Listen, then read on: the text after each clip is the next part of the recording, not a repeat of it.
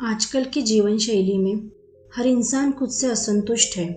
हम खुद को दूसरों से कंपेयर करते हैं और ये सोचते हैं कि मैं दूसरों से कमज़ोर क्यों हूँ, मैं दूसरों से गरीब क्यों हूँ, और इसका दोषी वो अपनी किस्मत या फिर भगवान को मानते हैं।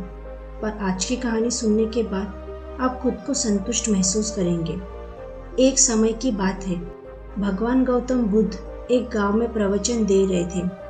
लोग अपने परेशानियों को लेकर उनके पास जाते और इसका हल लेकर वहां से खुशी खुशी लौटते। उसी गांव के सड़क के किनारे एक गरीब व्यक्ति बैठा रहता था।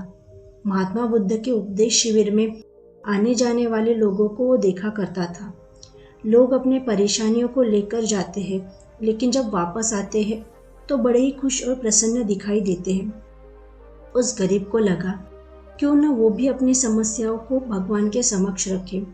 मन में यह विचार लिए वह भी महात्मा बुद्ध के पास पहुंचा।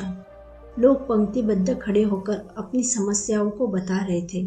जब उसकी बारी आई तो उसने सबसे पहले महात्मा बुद्ध को प्रणाम किया और फिर कहा, भगवान, इस गांव में लगभग सभी लोग खुश और समृद्ध हैं, फिर मैं ही क्यों गरीब हूँ।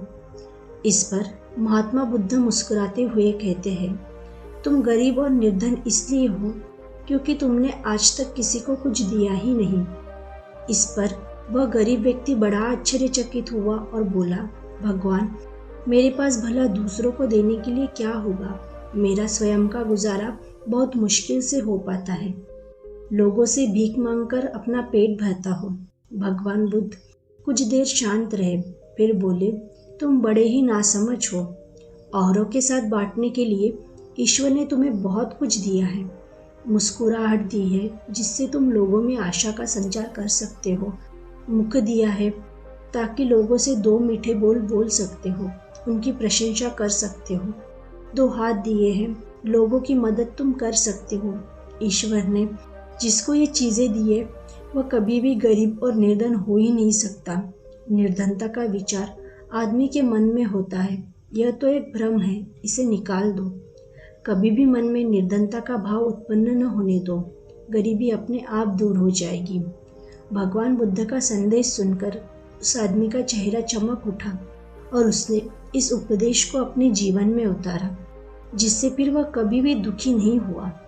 इस छोटी सी कहानी से हमें ये बोध मिलता है कि जैसे हम सोचेंगे वैसा ही महसूस करेंगे और वैसा ही पाएंगे। इसलिए हमें अपने मन को संतुष्ट रखकर सबके साथ प्रेम भाव के साथ रहना चाहिए और हमें दूसरों के साथ कभी खुद की तुलना नहीं करनी चाहिए। और यही तुलना हमारे मन में दूसरों के प्रति जलन की भावना तैयार करती है और अपने मन को अशांत रखती है। धन्यवाद।